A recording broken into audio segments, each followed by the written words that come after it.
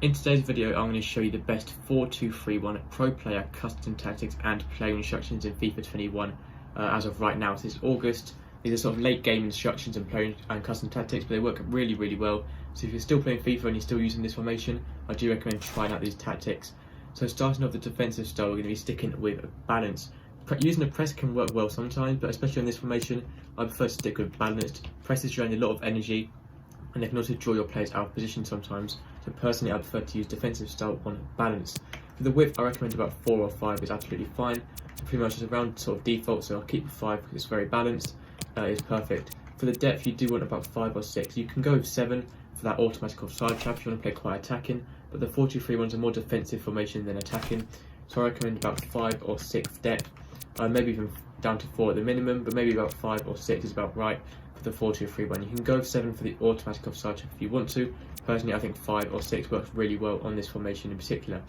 So the defensive style, I do recommend using balanced. Fast build-ups does not suit this formation at all. It's quite a formation you want to hold position on and wait for an attack rather than sort of trying to counter-attack too quickly, because it's quite a defensive formation. The same as with using long ball. So I do recommend using balanced on the offensive style.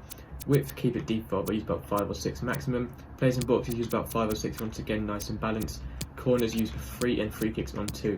Players and box using slightly more, so about 6 or 7 can help overload the box. So I do recommend doing that. So maybe a minimum of 5, maybe 6 or 7 to help overload the box, push more players forward on the pitch. Player instructions, you want the striker stay central, get in behind and stay forward. The same as always. Cam, helping out the striker, you want to stay forward and get into the box or cross to be overloading that box once again. The same with your left cam and your right cam, so all 3 of your cams, exactly the same. Get into the box across and stay forward on all 3 of these.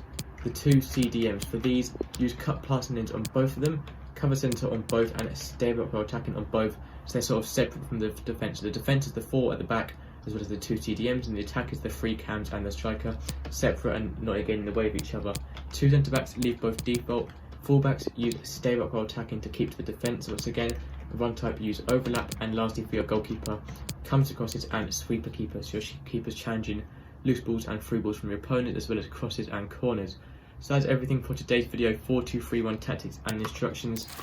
So thank you for watching. Make sure to subscribe, and I'll see you next time. Goodbye.